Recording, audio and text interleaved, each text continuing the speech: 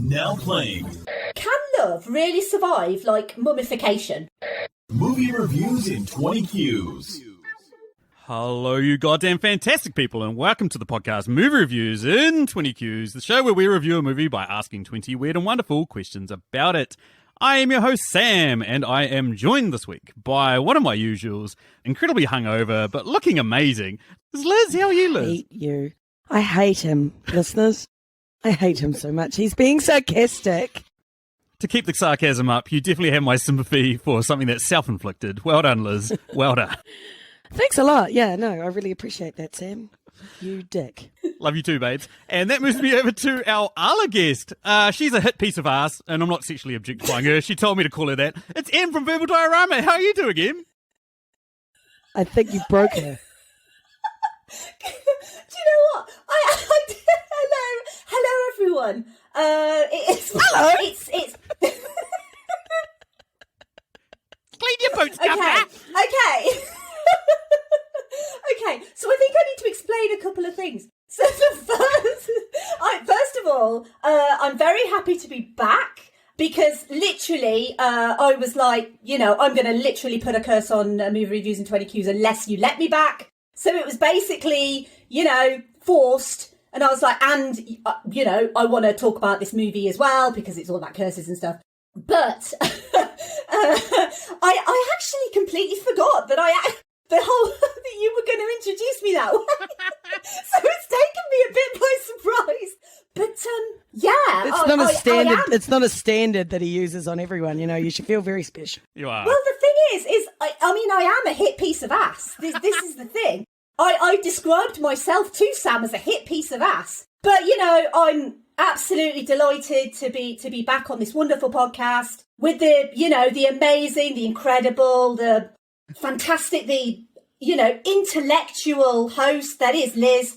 And Sam, it's suppose it's all right that you're here as well. Oh, thank you. And yeah, you're an amazing podcaster, Em. We couldn't wait to get you back on. You're not a hit it and quit it piece of ass. You're more of a, hit it and keep hitting it. So we were glad to have you back.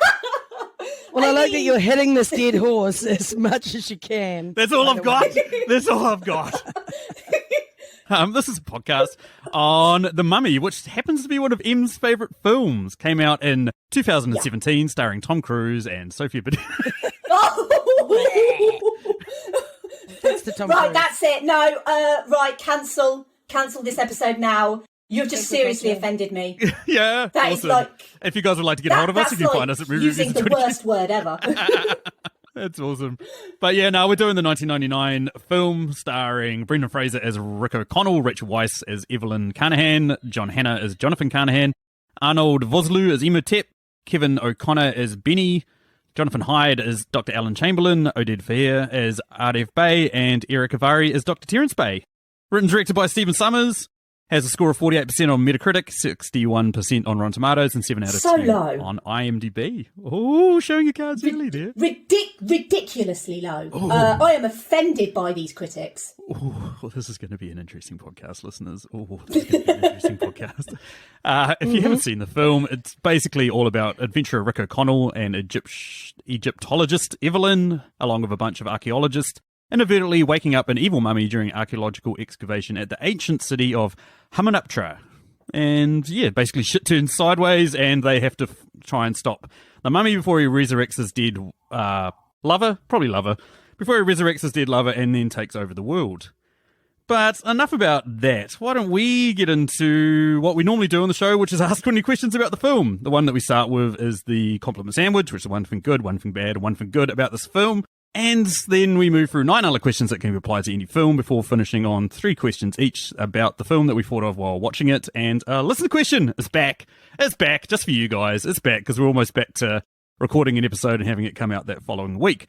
So, Em, you're a guest. It's one of your favourite films. Why don't you start us off? Why don't you give us your compliment, shit, or potentially hyperbole sandwich? I think you know where I'm going to go with this.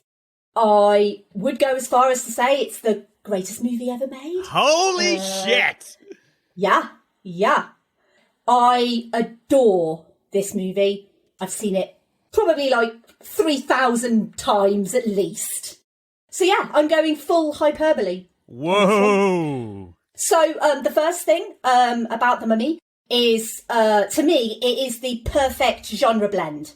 So a lot of movies really struggle, especially when they're covering multiple genres. So this movie covers 5 genres of film. So it covers horror, comedy, romance, action and adventure. And the one thing that I think is just amazing about this movie is that all of those genres are blended perfectly. Each of those genres is given enough time and enough material. The second thing is the chemistry between Brendan Fraser and Rachel Weisz is perfect. It's obviously going into the sort of romance aspect. And I think that their chemistry is just so fantastic.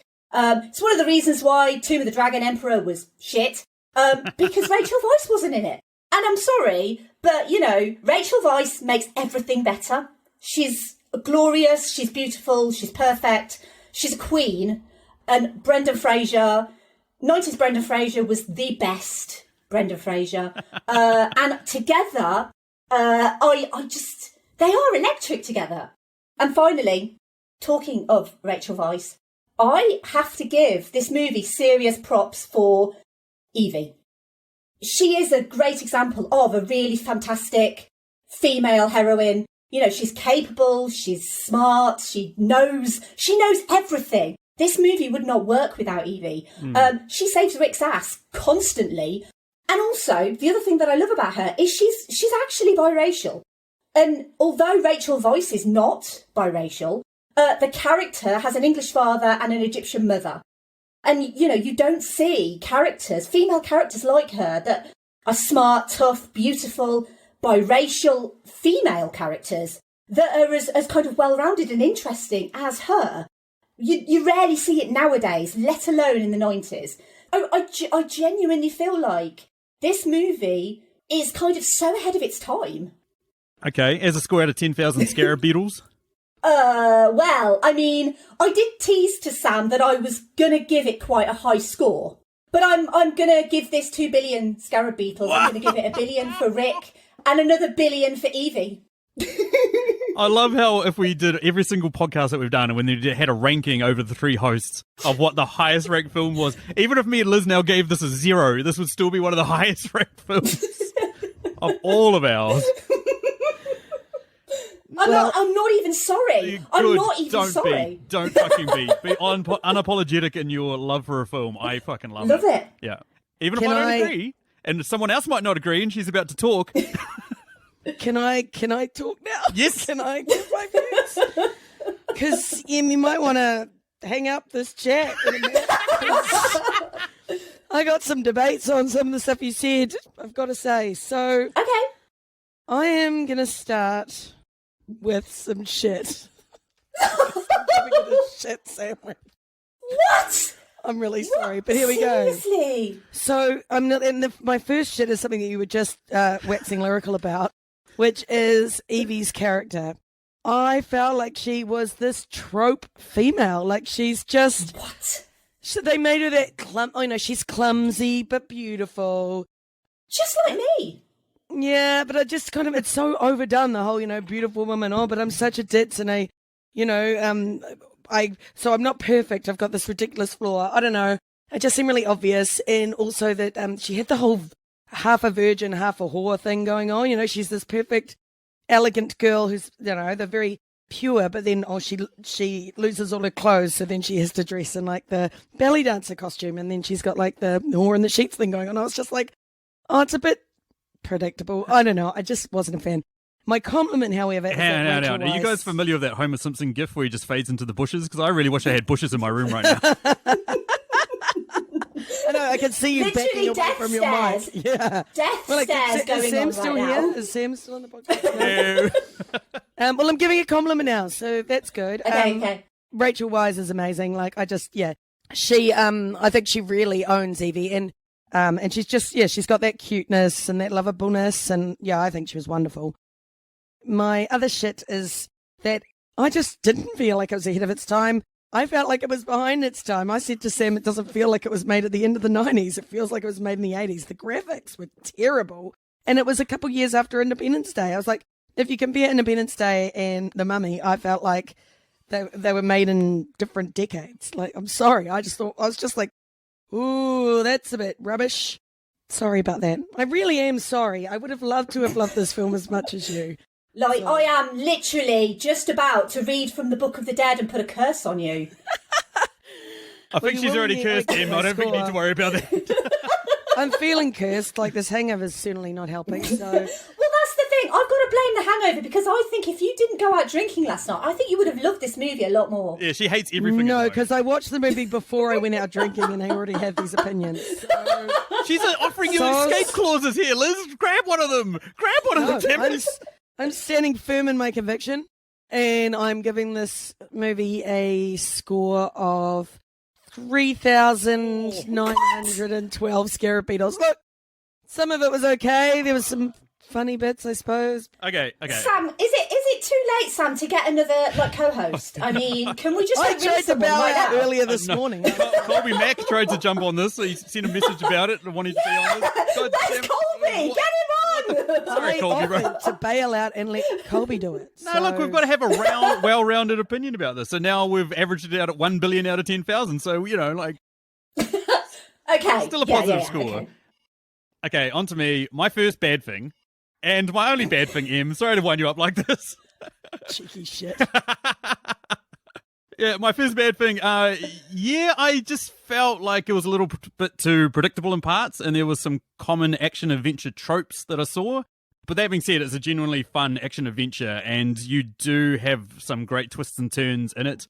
Brendan Fraser is an amazing comedic actor. I don't think he's a very good sort of serious dramatic actor, which he tries to be in parts, but when he's like being stupid and making faces at the mummy and all that sort of stuff, I was like, I remember this guy. I remember loving this guy in the 90s. And it's kind of sad what happened to him in Hollywood, but yeah, there's some genuinely funny parts in there. And the other good thing, I mean, we've already waxed poetical enough about her. Rachel Weisz, oh my God.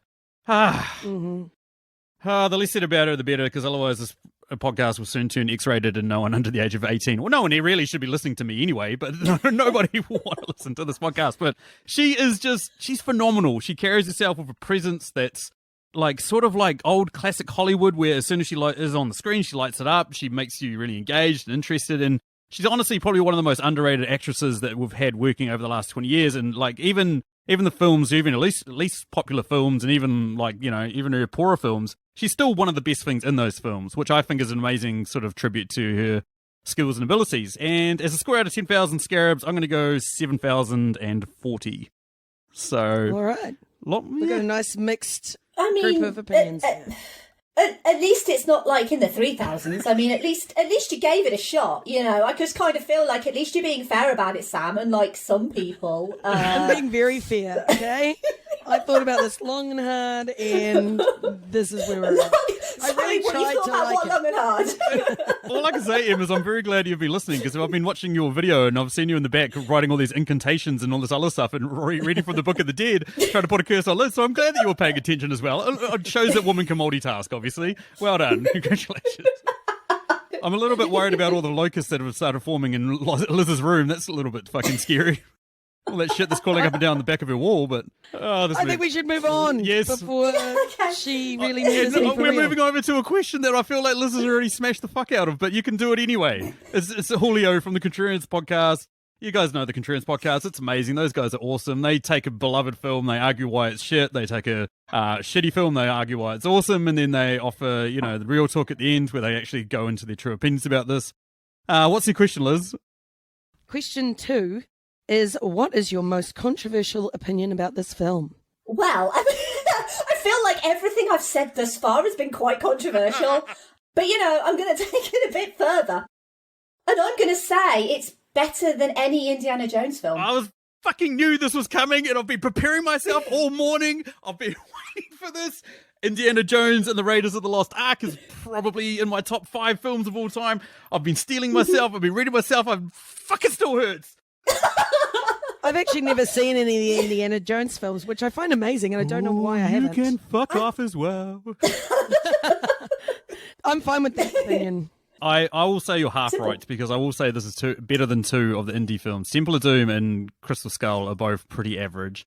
My main controversial opinion is I feel like they had the leads wrong in this.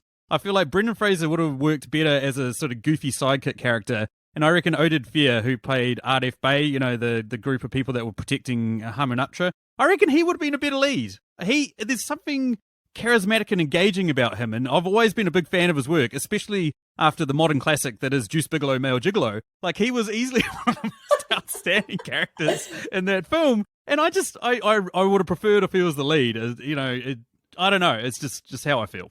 Yeah, I really agree. He's very charismatic, and there's just something about him. Oh, absolutely. He's more of a badass, and like Rick O'Connell was trying to be like that in some scenes, and I feel like he would have played that role a bit better. But yeah, that's about it. Yeah, okay. I can definitely understand where you're coming from, and I think, you know, Oded Fehr, I mean, what a guy. He's so attractive. Yeah. And I was like, wonder what he looks like now. And I found a picture of him on like Wikipedia, and I was like, Jesus Christ. Silver like, Fox. A, he's not aged, and B, so hot. Yeah. Like, oh, damn. Because one of the things about him was that they wanted to like have that character with like a full face tattoo, and then Oded Fehr comes in and they're like, nah, this guy's far too attractive for a full face tattoo. Let's just have like a little bit of a tattoo on his face, because he's hot. He is seriously hot. He's very hot. I went totally different to that, and it's actually kind of ties back into yet another one of your compliments there. Oh no! About the genres. It's actually not. It's actually the relationship not is over. So the controversial nature of my opinion here is actually more that you'd probably be surprised to hear it coming from me, and that I think this film should have focused on being a horror more than action adventure. I don't like horror movies, generally speaking, but I feel like this one could have really embraced that side of it, because they really went there a bunch in this film and had a whole bunch of quite disturbing imagery and, you know, people melting and stuff. And I thought, well, you should just grab onto that more and focus on that more than the action-y bits, because I think those were the more predictable parts, whereas the horror stuff wasn't necessarily. Yeah, totally agree. Like that bit where the scarab crawls under the guy's skin and then he goes running around and then head first into a wall. That was like, I legitimately forgot how fucking terrifying part of this film is. This is over to question number 3. What is it there, M? Question 3 is, what song would you have inserted into this film and where? Yeah, I mean, this one's an easy one for me. It would be Blink-182 song, All the Small Things. It's when the scarabs are coming every time. Just because Liz loves that song. It would have been where all the scarabs come up out of the ground. Perfect time for Blink-182's All the Small Things. The other one that I was using, not to troll Liz, is I was going to go for the most blatant use of it, and it would have been Kenny Rogers as the gambler when they're on the boat and they're all gambling. I mean, that would have just made sense. Fair enough. Mine's the same sort of time when they're on the boat, but I'm going with a dance scene. They should put in Rick and Evie dancing to Monster Mash. Oh, Jesus Christ. This is why we don't make movies. Into the Monster Mash. Come on, it was a graveyard smash. They should have had it playing right at the end after they survived. It's just like them dancing. That might have been better, actually, if they had it just, both survived. Do you know what? I was actually really worried, because I had the idea for mine really randomly, and then I thought, no, this is too obvious. Like, and in my head, I was like, someone's going to pick this. So I was like listening to you guys just then going, one of them's going to say it. This is so obvious. One of them's going to say it. And then I'm just like, the relief that's kind of rushing over me right now that neither of you have said it. Okay, so we've got to know what it is now. Yeah. I know. I'm building it up. Just give me a chance, all right? Just like, back off. Like, just, you know, if you hate this movie, back off. Just leave me to build up the tension, okay? It's a 90s, like, trance track. I think it's trance. Yeah. So my choice is Urban Cookie Collective's The Key, The Secret. Oh, I've got the key. I've got the secret. I know. And it basically just repeats. I don't know if you know the song. I know the song that you're thinking of, but I know the one that Liz has immediately thought of, which is Darude Sandstorm. Yes! That's exactly what I thought you were going to say. Was that would be a great one. No, so I thought. That would have been great with like the big face coming up in the sand. Yeah. Chasing the plane. Fuck it. Oh, we're a bunch of morons. Why didn't we think of that? Can we record this? Can we go back? No, I still want the Monster Mash. My idea was The Key, The Secret from Urban Cookie Collective. And basically when Jonathan gets the key out of Imhotep's robes at the end and he goes, I've got the key, Evie. It then goes, I've got the key. I've got the secret. Because it is the key and the secret. And it's a key to a better place. So I'm like, damn, that works. I'd like to point out that last question was a Patreon question, comes courtesy of the amazing man, this Chris Yeni. Fuck you, the man, Chris. Glad that my book signed copies arrived to you. You're very special. But this next one is also a Patreon question, comes courtesy of the amazing man, that is Dave Baker. Dave has his own Patreon as well at patreon.com/yourfavorite. American version spelling of that. And he's got a ton of awesome content on there. You guys should all go check out. There'll be a link down in the show notes. And Dave has two questions he throws at us. This week I thought I'd go one of the more creative to think about sort of thing, which is which character from this film would have the biggest social media following and on what platform? The character with the biggest social media following would have been Imhotep, and it would have been on Twitter. He would have had his own bot army. Because he could just get everyone following him and just saying whatever he wanted them to. Imhotep. Yeah. Imhotep. Mark, that's a good point. I'm a genius, I know. So what about you, Ian? Oh, you're something else, yeah. So mine would actually be Anuk-Sun-Moon. I think Anuk-Sun-Moon would be like an Instagram model, like an influencer. She just looks like a model. Oh, 100%. And people love models, don't they? So, Mm-hmm. obviously, I would know, and as you would, Liz. I'm a model idiot, I know as well. Lots of people love it. Sure, yeah, of course. Yeah. Sorry, she'd also be good on OnlyFans. I mean, I didn't think of OnlyFans. Is OnlyFans like, is that classed as social media? Though? It kind of is. I don't know, but I couldn't help myself. I don't know.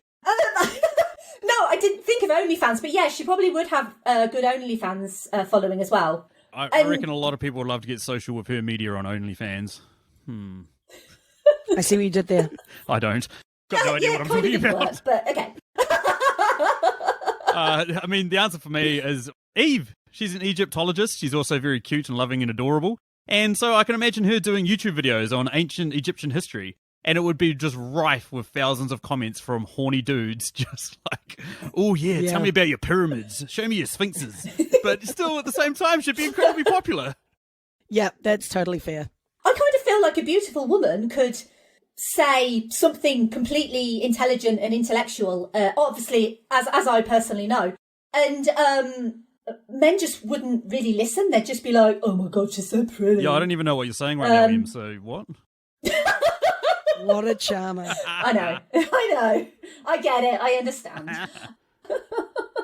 Anywho, let's move over to our next question. Also a Patreon question, comes courtesy of Dan of Netflix and Swill. Netflix and Swill being a podcast that covers all things Netflix related, does reviews, talks about trailers, talks about TV shows, talks about everything. What's the question there, Liz? All right, so the question number 5 is, what subplot do you wish had been explored more? I wanted more of the actual love story between Imhotep and Anuk-Sun-Moon. I kind of feel like it would have bloated the movie a little bit more, and it was probably a little bit like, well, who cares? But I want to know more about their love. I want to know, like, well, she was kind of forced to be with the pharaoh. She didn't want to be with him. She was like his property, so she had no choice. And so I kind of feel like, well, how did her and Imhotep decide that they wanted to be together? And his love for this girl is so strong that it's carried on for like 3,000 years. But I want to know, like, why is his love for her so strong? Like, what is it about it? Is she just a hit piece of ass? Or is there more to their story? And I want to know more about their story. The one for me that I felt like they kind of skirted over a bit, and it was probably would have been one of the more interesting parts of the movie, is how Rick O'Connell got out of the Sahara, how he ended up in jail, and then how her brother stole this thing off him when he's in jail. I was like, that to me would have been a really interesting story. Like, first of all, her brother seems like a bumbling fucking idiot, and Rick O'Connell is like, you know, this kind of handsome, suave, awesome dude. How did he let himself get robbed? How did he let himself get robbed by John Hannah? That's what I want to know. Yeah, fair call. I mean, it's true. Yeah, fair. Yeah. Mine's also about Rick, and I would have liked to see His penis. a bit more fleshy. No, you disgusting man. I would have liked to see... You would, though. Go away, both of you. Okay? I would have liked to peer down his tomb. That was terrible. Unearthed his crypt. His tomb and his crypt. These are holes, Sam. That would make more logic if you're talking about a woman. God damn it. Yes, that's a good point. Yes, continue. I know, I'm smarter than you. So, I would have liked to see a little bit more on the relationship between Rick and Benny. You know, there's obviously Rick has had this long friendship with him, but Benny seems to keep fucking him over. And then, like, you know, like when he sees him, he's all like, oh, you asshole and rah, but then they hang out again. I don't know. It seemed like they could have given a bit more information or like shown a bit of how they ended up at the front of that campaign together. And yeah, they were obviously good friends already. Yeah, I just think that would have been interesting. Fair enough. Next question is also a Patreon question, comes courtesy of the amazing woman that is Emily Higgins of the Tasteless podcast. I've talked about her enough on this podcast, but she's amazing. Go check out Tasteless. They're great. She is literally doing a series at the moment where she's taking my favourite films and shitting all over them and suggesting ones that are pretty average as being better than them. She's gone through The Matrix. She's gone through Star Wars. I can't wait to see what's next. Probably 12 Angry Men or Casablanca. One of these things is going to get fucking dunked on, and I'm going to sit here crying and screaming at my phone and then move on, because who really cares if people don't like your film that you like? AM, it doesn't matter. If somebody doesn't like a film you love, it's okay. You can still be friends with them. It's fine. Good. Might be completely wrong and I mean, I'm saying that because we're on a podcast and I have to. But you know, after this is finished recording, me and you, Liz, we're going to have serious words. Yes. Dead to me, right? Well, I'm dead to you. Yeah. Anyway, what's your ties question in with there? podcast? Yeah. So, what side character would have the best spin-off movie? I mean, I've already mentioned him as Oled Fair and his Magi. I can't remember how you call them. Yep, I've stolen Liz's answer. I can tell by her reaction. But, I mean, there's this group of, like, ancient warriors that protects this Hamunaptra. It's, as much as this is an action-adventure comedy, all that sort of stuff, you could make a very serious film out of them. Maybe even, like, showing him as a younger boy fighting off other people back in the 1910s or, like, 1900s or whatever. Like, I would love to see that film. Yeah, basically just to echo what you said. Definitely him. He was, like I said, the breakout star of the movie for me. Yeah. And you could show him finding out about the secret, and you know, they might have some sort of ritual or something, and then that's when he gets the tattoos on his cheeks for, you know, when he learns about it, that kind of stuff. Well, we're 3 for 3 because my answer was also Ardeth Bay and the stories of the Magi. You know, they're basically there to stop this from happening. So what have they been doing for the last 3,000 years? But mainly I want to know more about Ardeth Bay, and I want more Ardeth Fair, because can you imagine? I bet he's got a massive sword, by the way. There it is. There it is. There it is. And I reckon he and his massive sword, you know, fighting his way through the desert, you know, taking out all of these people, trying to get to Hamunaptra, with him like hot, sweaty, you know, he takes his shirt off, mops his brow. I think I've got to cut in here to keep this podcast like from being like full on turning into a porno, yeah. To dial it back into I just think it would be perfect. To dial it back into his badassness, like my favourite part was seeing that he's still alive at the end. Like, oh fucking hell. The fact that he ran into this tunnel with a stick of dynamite and was just like, get the fuck out of here, I'll take care of these guys, and then just pops up at the end, he's like, oh, hello everybody. I was like, I want to see that shit, man. Fuck, that must have been epic. Yep, I really made a note like, wait, he's still alive? What a fucking legend. Exactly. Yeah. I was really impressed. Here's the MVP. Anywho, moves us over to another Patreon question, the last of our Patreon questions. This question comes courtesy of the amazing man that is Nick Haskins of Mr. Nikolis Kitchen. Go check out his food podcast. It's awesome. Also, follow his Instagram. Follow his Instagram, especially at about 5:30 when you are getting ready to, like, think of something to make for dinner, because he'll have some great suggestion that will literally make your dinner look like shit. It's phenomenal. It's fucking awesome. Anyway, his question that he throws at us is, how could this movie have been rewritten into a Shakespearean comedy or a tragedy?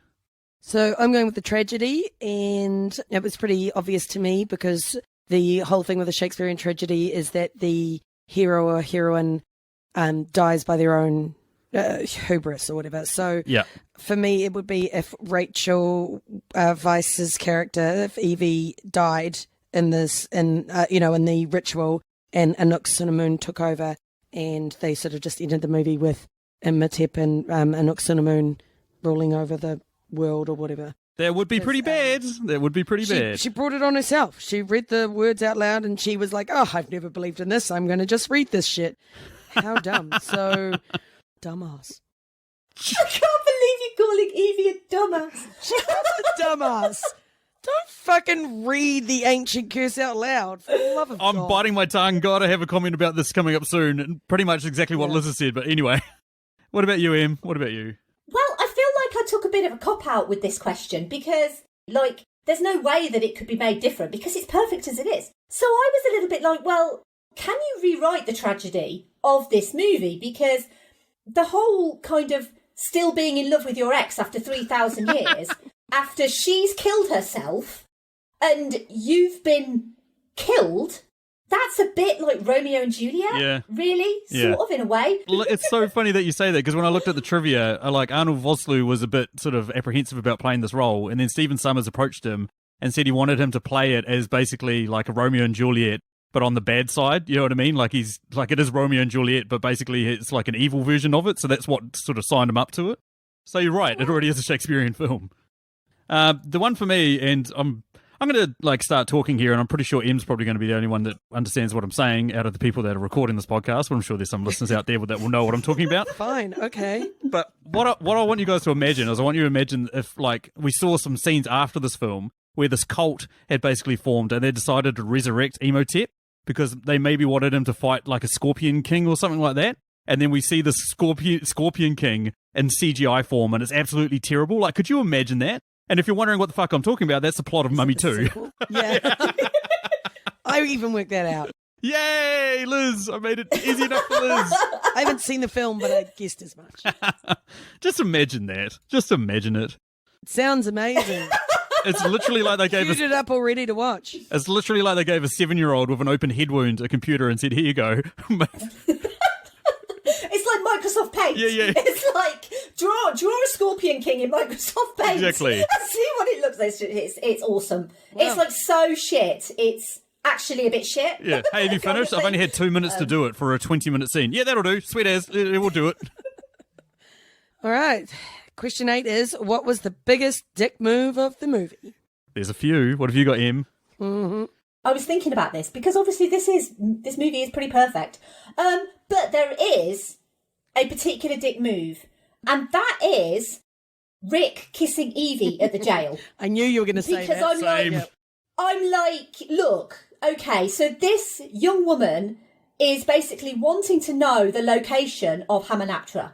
And you're like, well, I've got the information for you, but I'm not going to give it to you. And then you basically force a kiss on her. That Preach. was a complete dick move, and he should not have done that. Absolutely. That was my number one with a bullet.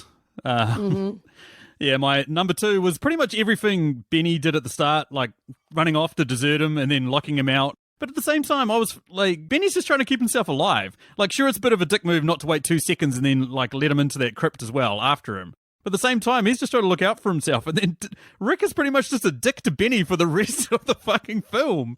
And the poor... Left him to die, come on. Left him to die, threw him over the side of a boat. They're being dicks on dicks. You know, it's a bit of dick on dick action. Love a bit of dick on dick action. Absolutely. Well, I would say my dick move would just pile some more dicks right in there, because mine is Give me basically more dicks. all of the colonialist fucks pilfering shit Ooh. constantly throughout the film. Like, I was just watching it just thinking, the audacity of you fuckers just coming into Egypt and going, ooh, shiny, I want it. And like not giving a flying fuck about any of the Egyptian culture or, you know, like the curses and stuff. And they're like, ooh, this says we shouldn't open it. It'll be really bad. Let's open it and steal everything inside. Like, just that whole thing to me is just insane. I agree. Question number 9. What deep philosophical debate arose in you during this film? Okay, so I had a couple. I mean, I was sort of thinking about that colonialist pilfering shit thing, but actually what I settled on was Benny when he meets Imhotep and he's pulling out all the necklaces and like trying all his different religions on for size to see if any of them will help him.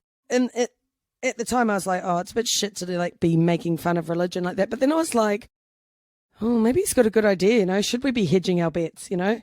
Pop into a church tomorrow and then next Friday just maybe I should wander down to the mosque and then I should probably spend some time out with the, you know, Buddhists. Just you know, keeping all my options open, you know? We don't know what's out there, so...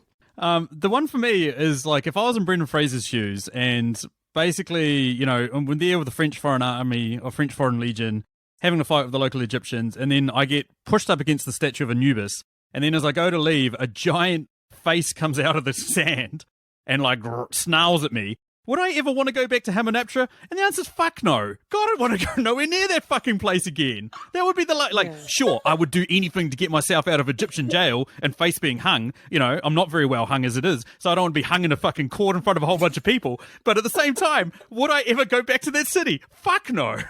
And wouldn't you warn everyone else off it too? You'd be like, look, Nothing good clearly happened. there's some dark magic happening there. You just want to stay the hell away. So here's what happened, guys. I got surrounded by 10 dudes with guns. I don't have anything. I had my hands up in the air. I was about to die. They all shat their pants and rode off. So I'm pretty sure we shouldn't go there. Yeah. It's like, I heard there was a curse, but then like throughout the whole movie, like everyone's like, oh, there's a curse, beware the curse. And then they're like, nah, it's fine. So But I'm a fucking American. You know, all the warning signs are there. So, you know, it's one of the things that I love about this movie is that, you know, most of the times people are stupid, but this is what the colonials will do to get this fucking treasure. Yeah. Like they will literally like curse. What curse? Like who cares about a Face curse? in the Like we're sand. Americans. Yeah, it was only a face. How bad can it be? I've got gold fever. Now if it was a dick. I mean, yeah. So what's your People are stupid. What's your philosophical debate? Is it that people are stupid?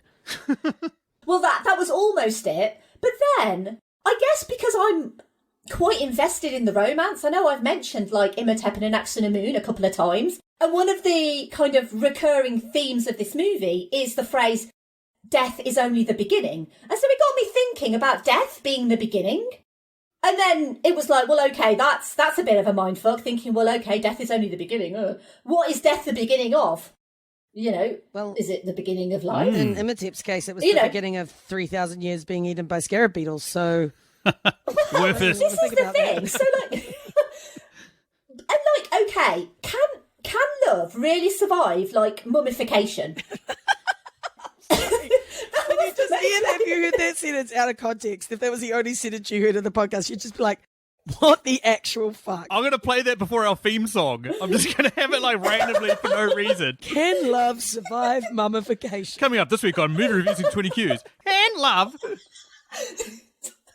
Can love really survive mummification? And so basically you go through mummification and then you're resurrected, and like, obviously, you know, love, blah, blah, blah, whatever. But he really, really fancied her. Like, he was like, she is the shit. Like, this girl is everything. So, She's a hit piece of and ass. that for has sure. basically, she's a complete hit piece of ass. And that love survived mummification. Like, is that really possible? Yeah. Fair enough. Yeah.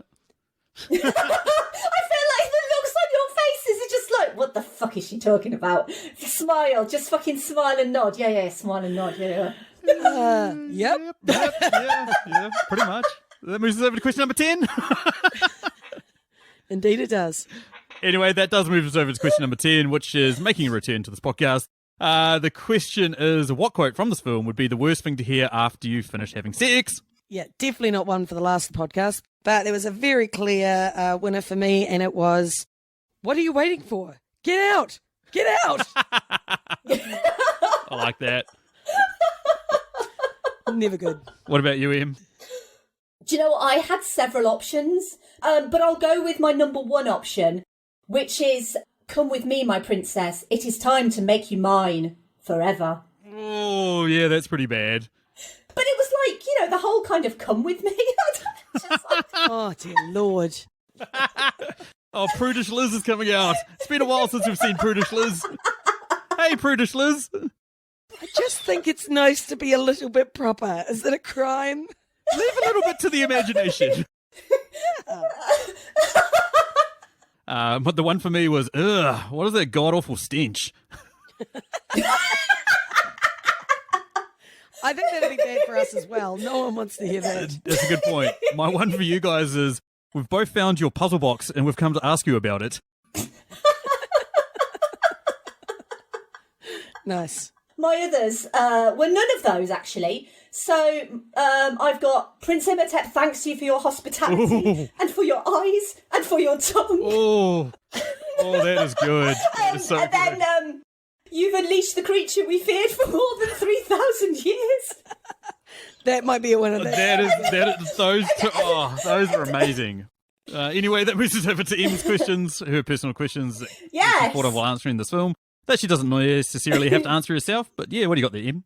Okay, so my first question is, if you could come back to life 3,000 years from now and you could resurrect your love, but obviously in doing so you'd bring about the plagues of Egypt, you'd be a walking disease, like I'm talking coronavirus 2.0, and you would have to have a human sacrifice, so you'd have to find someone to sacrifice to bring back your love, and also, if you would do it, who would you bring back?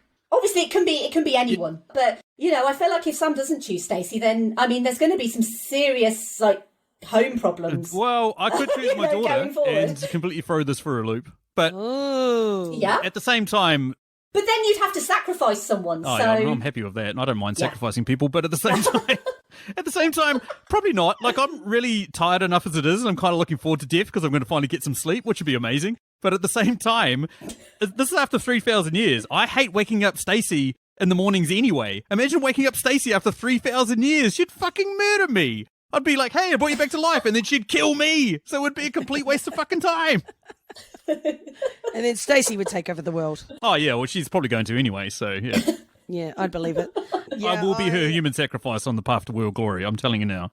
Yeah, well, 100%. I mean, you're my human sacrifice on the path to... I mean, I'm just going to kill you anyway for all the horrible things you're saying. And you won't even need to be sacrificed. I'll be like, oh, no, I'll use someone else for that, but I'll just kill Sam as a... Good luck, Liz. You can't murder a fucking legend. That has no relevance on killing you. Nah, I would not do that. Why would you do that? It's ridiculous. Like 3,000 years from now, well, there probably won't even be a fucking planet Earth to come back to. This is true. Generally speaking, the entire thing is madness. What do you got next, Ian? So I've also got, who do you think the true villain of the movie is? As I've said, I don't believe that Imhotep is the true villain of the movie. So obviously it can't be Imhotep. Who else could be the true movie? The true movie. the true villain of this movie. Yeah, I mean, the pharaoh is probably the easiest answer, but I'm going to go with Rachel Weisz. She was the one that wandered into that crypt and basically started reading shit out and brought him back to life, and advertently, sure, but she unleashed everything. I'm going with Benny because I just feel like he was so incredibly selfish the whole time. Leave Benny alone! No. I saw myself too much in that character, goddammit. Snivelly little man who's just all about himself and saving himself. I was like, that's me. Yeah, look, Benny was a dick. It was just mean. He's just selfish and a dick, and I didn't like him. So there we are. And my final question. If you were to make a reboot of this movie, who would you cast in the key roles? And what would it be about, most importantly? Yeah, so I would like to see a post-apocalyptic film where the mummy's already won and a group of survivors have to get together and form a special team to try and undo what he's done, sort of thing. So they've worked out that if they take the mummy down, that all of his magic and all this stuff he's created will be undone and, life will go back to normal and all that sort of shit. So I was imagining Anya Taylor-Joy as their daughter, as Rick and Evelyn's daughter, because she's hot topic at the moment, because she's amazing in Queen's Gambit. Joe Keery from Stranger Things, I was imagining him as her love interest, a sort of Rick O'Connell type. But then I went, okay, I'm doing so well on this question, why not fuck it up and make it incredibly stupid? So I want Angelina Jolie playing Lara Croft. I want Harrison Ford playing Indiana Jones. This is the team. You ruined it. I did. I completely ruined it. People can take this out. It was sounding really good. It was so good. It was sounding so good, but then I was imagining the super team of guys all coming together to basically take down the mummy, and I want all these old explorers. I'm forgetting Michael Douglas's character in Romance the Stone. He can fuck off. Michael Douglas is a dick. And then Rachel Weisz, cameo from her, and then let's get a proper Egyptian as the mummy villain. Let's get Rami Malek. Let's get a recent Oscar winner. Let's have him in there as the mummy. Yeah, I was going to go with Rami Malek as well.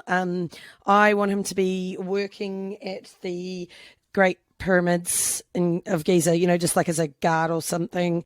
And he sees Nina Dobrev, who is one of my favourite actresses. She's so beautiful, awesome. But she's also quite talented. So he sees her going into the pyramids, and he's sort of like, he's like, oh my God, she's so pretty, and sort of follows her. And they find a secret room in the pyramids.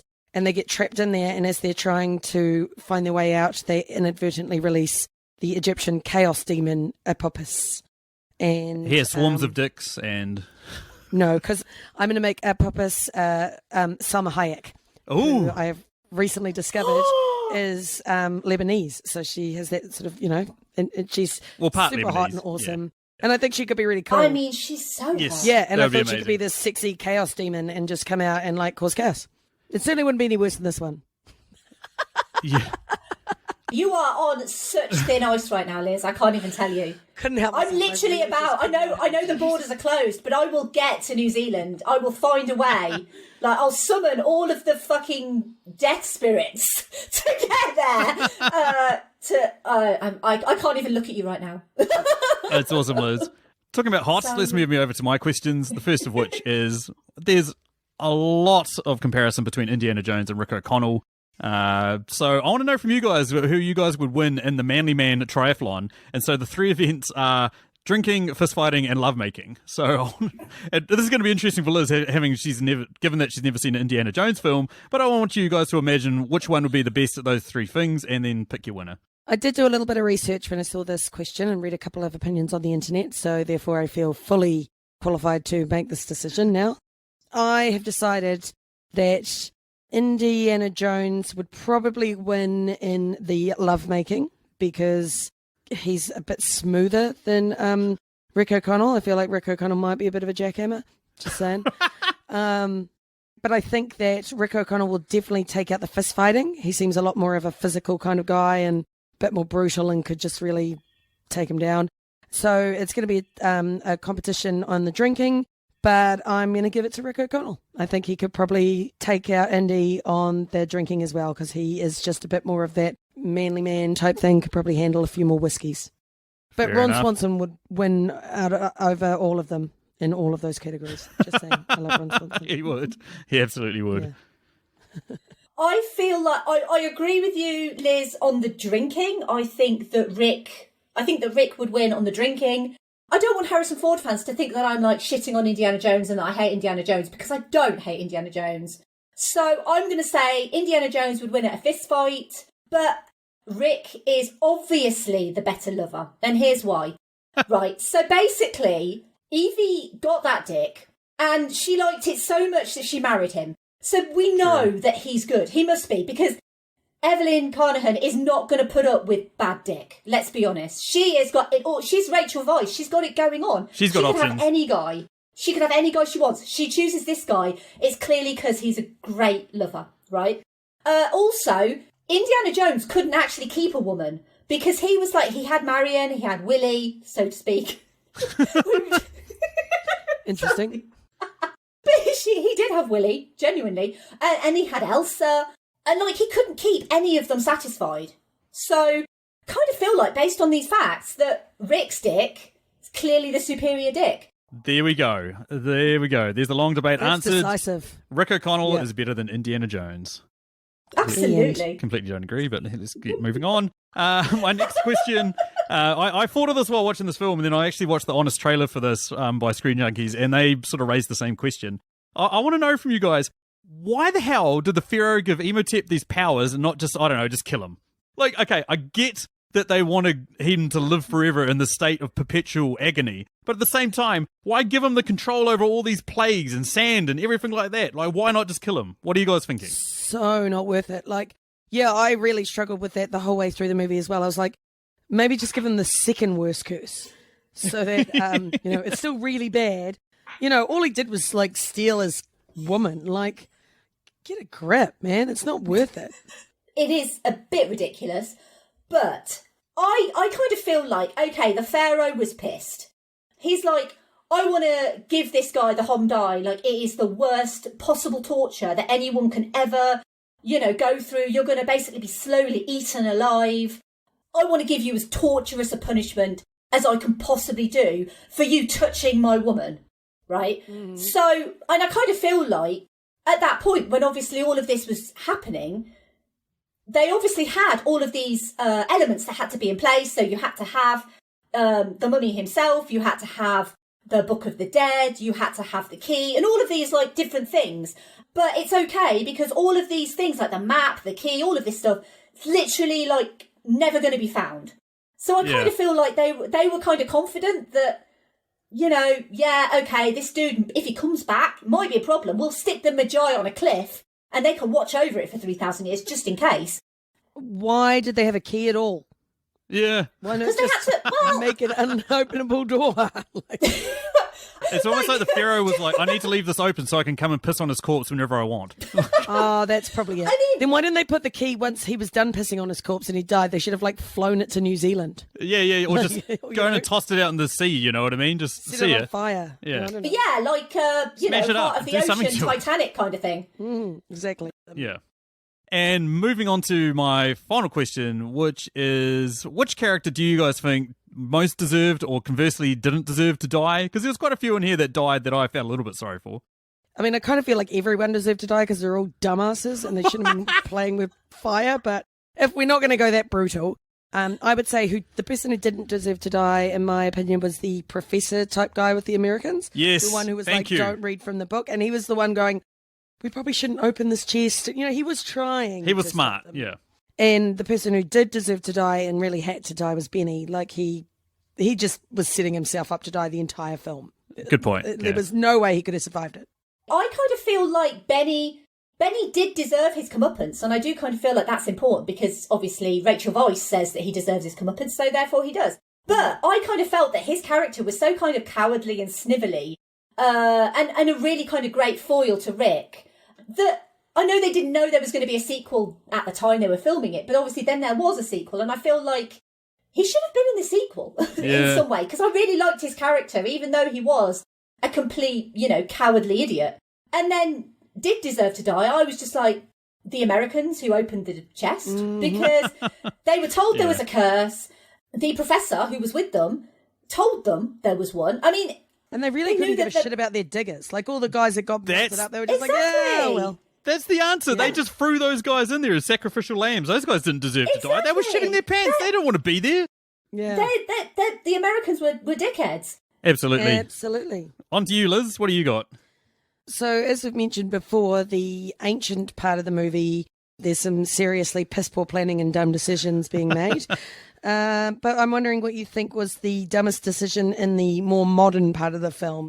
I kind of think that the dumbest decision was the whole kind of American team underestimating Evie, literally just because she's a woman. There's even a line in the movie that says, she's a woman, they're led by a woman. What does a woman know? And I mean, that is complete dick move. Okay, fair enough. I will say she does read from the book, but no harm ever came from reading a book ever in the history of time. So I feel like she's kind of justified in her response that no harm ever came from reading from a book.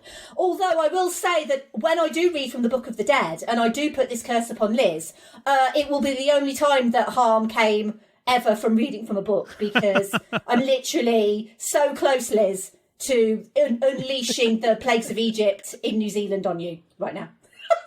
New Zealand needs a bit of a challenge, so fair enough. I mean, you've got it so easy right now. Yeah, we're doing too well. We need a bit of a challenge. We can manage a plague or two, I'm sure. The one for me that kind of pissed me off was that the Magi rode into town, shooting off the guns, trying to scare off the Americans, and then they were like, by the way, guys, funny story, if you guys stay here, you're probably going to unleash a curse and kill us all. Bye! Follow through, boys! Follow through! Get them the fuck out of there!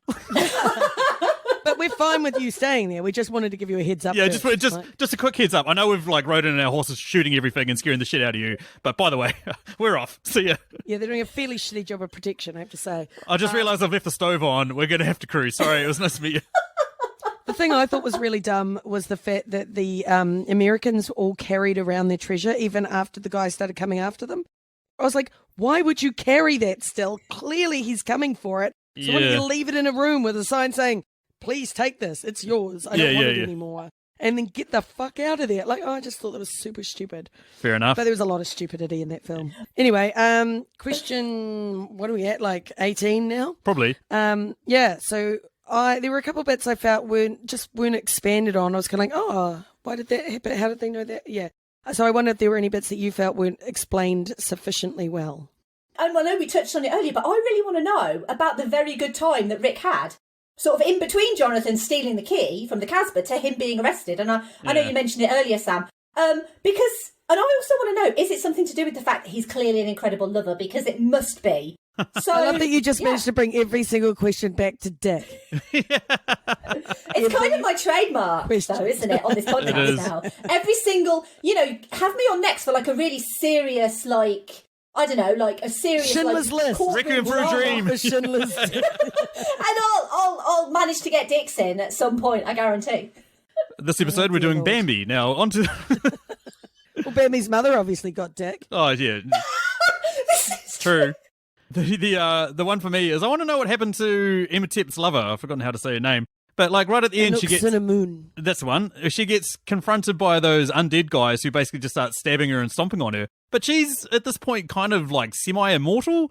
Like I don't feel like they would have killed her or stopped her or anything. Like, what is she up to? And I also wanted to know why she didn't just run off with him at the start, instead just standing there sacrificing herself, as a way to let him get away. But it's like he's run out of a secret passage. Surely they'd be sweet as in the secret passage. He was. Yeah, actually, I was like, that was also piss poor planning. I was like, why didn't you guys just plan this a little better? Like, wait till the pharaoh's drunk and then, like, smuggle her out in a suitcase or something. I don't know. Like, just smuggle her out in a suitcase. I don't think they had suitcases. Sphinx suitcases. If you're trying to smuggle your lover out of town, in a giant urn. Okay, smuggle your lover out in a giant urn. Somebody the just point is, like, for fuck's sake. Hints and tips from Liz about how to smuggle a lover out of anywhere. Just get a giant urn; it'll be fine. Anyway, okay. On to your last question, there, Liz. Yeah, so, and my final question, nice, quick, snappy one. If you had to personally suffer through one of those plagues of Egypt, which one would you choose? I looked into the plagues of Egypt because I wanted to make sure what exactly the plagues of Egypt were. We've got the same answer, is what I'm hearing. So I kind of feel like it'd have to be locusts because I can deal with locusts. I can't deal with boils and sores or like any of the others. I'm just like, nah, I can deal with locusts. I don't want lice. Why would I want lice? That's disgusting. Okay, can you handle darkness? Because that was one of the plagues, was it was dark for 3 days. Like, do you know what? I didn't even write that one down. Every single other one of these is fucking terrifying, and then one of them's like, it's going to be nighttime for 3 days.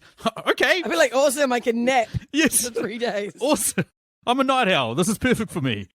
And that takes us down to the end. As I mentioned at the start, we've got the listener question. We threw it out there to you guys, our dear listeners, to answer this for us, to basically comment on a poll or give us some answers if you like. And we've got some answers that we'll run through at the end, but we'll give our answers first.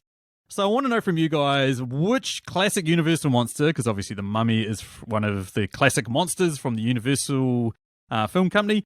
I want to know from you guys, which one do you reckon you could survive an encounter with? And in the poll, I gave Frankenstein's monster, the Mummy, Dracula, Wolfman as the answers because they were the top 4 on ranker.com for Universal monsters. But there's other ones. There's like Bride of Frankenstein, the Creature from the Black Lagoon, Phantom of the Opera. There's tons of other ones, so you don't necessarily have to pick one of them.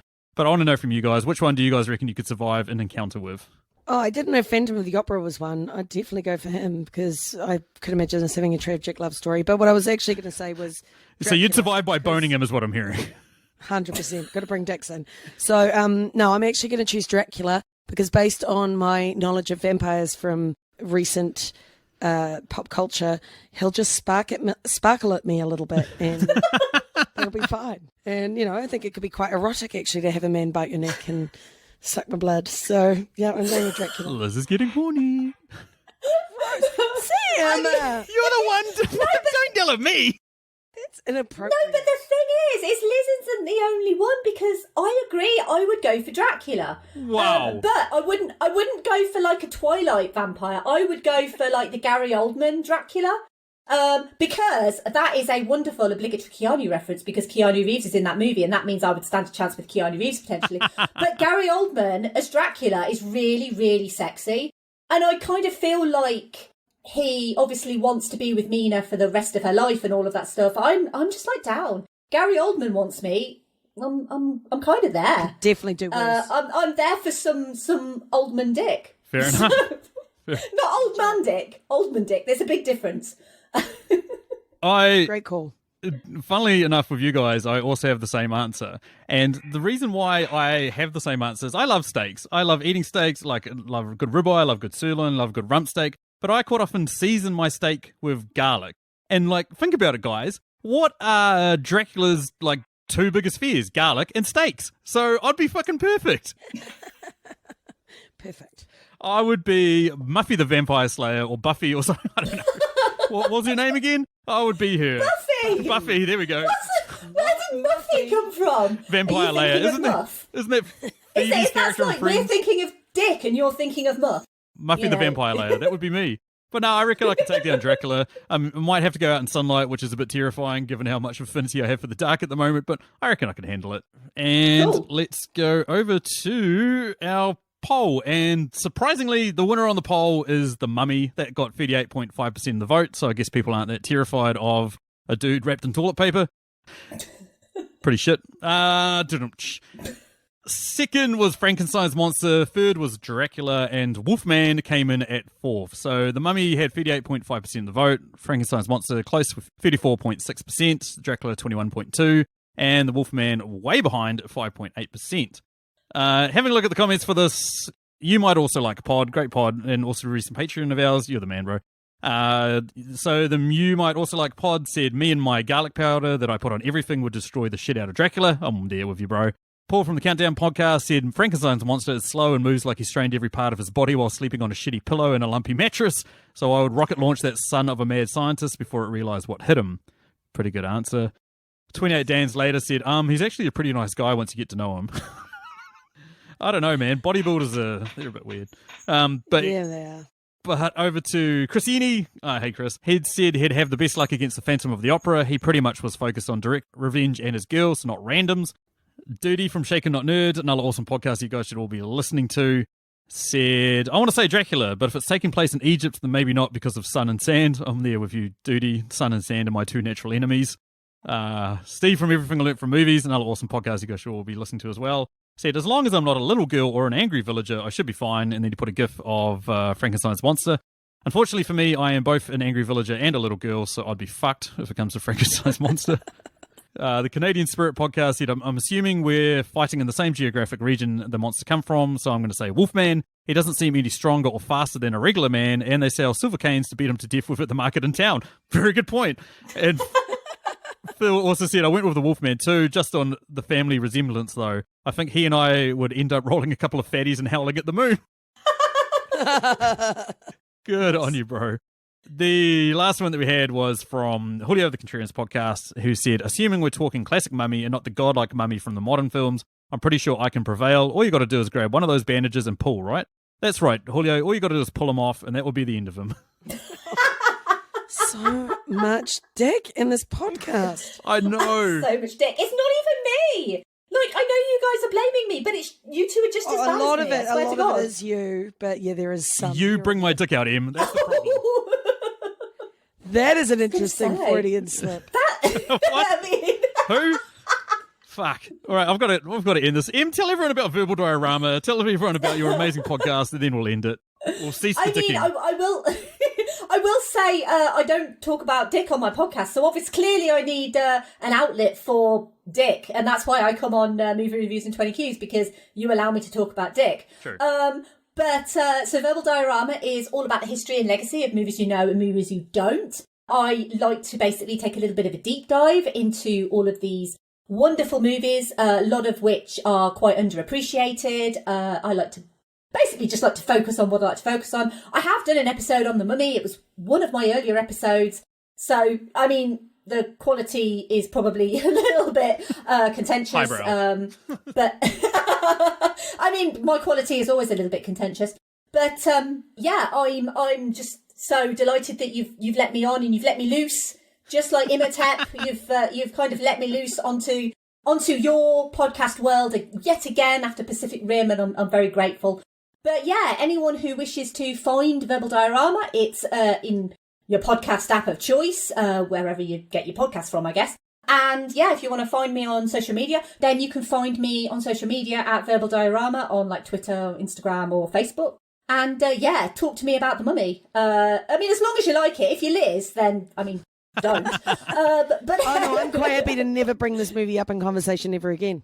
I'm going to DM you constantly, and I'm going to talk to you about The Mummy until you block me on Twitter. Oh, I'm just going to respond with telling you even more ways why it's shit. I wonder if the contrarians have done a podcast about it, where they can just pull some information. Also, I just wanted to mention as well that I am also a very proud patron of Movie Reviews in 20 Qs because I recently became a patron, and I'm really happy that I became a patron of this podcast. I wanted to become like a special patron. I know you've only got so many. I was really disappointed because I was like, I'm going to become a special patron. Oh, there's none left. So I completely missed the boat on that. But no, I think this is a wonderful podcast, and I love you guys. I love what you do. But thank you for letting me come on. Thank you for letting me talk about dick. Yeah, it's been my pleasure. I love getting good dicking on this podcast. Jeez Louise. Oh, fuck it. I know, I've got to stop this. Talking about Patrons, yes, you've become a recent patron of ours. We're so thankful for that. That is so awesome. A couple of other people have also become recent Patreons, including Luke Spalding. Nerdrovert has also become a recent Patreon, as well as Tom Green. So thank you to you guys, man. Like as I said, we do this for fun, and your money just goes back into the podcast. It helps us buy new gear, pays for our hosting, all that sort of stuff. Like we're not in this to make money either. I'd love to never have to work another day again in my life and just do fucking movie reviews and 20 Qs all day. But it basically means that, it keeps the podcast going, and it's awesome. Thank you so much to you guys for joining us. And also thank you to these guys for joining us. You've said amazing things about your own podcast. And I only have people on here whose podcasts I listen to. I love listening to your eps. If somebody wants to listen to a very well-documented discussion about a film, it's trivia, how it got made, how everyone was involved, what happened with the film when it came out, all that sort of stuff. Yours is the podcast, really. It's like a definitive depiction of everything surrounding a movie, not just a deep dive into the plot. And I love it. It's a really good podcast. Thank you. No props. No, it's I mean, obviously, I'll make sure that I PayPal you that money. Yes, yeah. But just send me some distasteful nudes. That'll do. Yeah. Did you say distasteful? Yes, distasteful. You know what tasteful? Fuck that. This podcast isn't tasteful at all. Thank you. Also, let me segue onto someone who is a little bit more tasteful. Liz, thank you again for joining us. You've been amazing, even in your hungover state. Oh, that's so kind of you to say, Sam. I think it's the nicest thing you've ever said to me, and I'm sure you'll take it back in just one moment. Yeah, I'm not even drunk. I don't know why I'm being so nice. It's maybe because I'm hungry and I want to get out of here. Maybe I just look so pitiful. You're like, I just can't even be mean to her anymore. I've actually closed, minimized that window so I don't have to look at you. So maybe that's why I'm being so nice. Anywho, if you want to get in contact with us, you can send us an email at MRITQ. Rude. If you want to get in hold of us. I love you guys. Yeah. You're so brilliant. I love it. If you want to get a hold of us, send us an email at mritqs@gmail.com or find us on Facebook at Movie Reviews in 20 Qs or on Twitter, where we're our most prolific at Movie Reviews in. Had a lot of good feedback on some of our episodes lately that we're very thankful for. It's awesome to hear how much you guys are enjoying them. And especially because we had a month off and it was kind of like, I wonder if we're still going to have the same audience that we had before. And we've come back and some of our episodes have been the most downloaded that we've had for the first day of release. So it's pretty awesome. We are very thankful. So upcoming episodes, Kahu and Machi want to come back and they've kind of decided on doing 21 Jump Street, which I'm pretty keen on doing. Saint Trinian. I knew you were going to go there. Anyway, that's thanks for me. I was like, Liz is going to say Saint Trinian. I know. You're so predictable, Liz. You are so predictable, Liz. Anyway, that's it. That's enough of us. Just like the Mummy. No.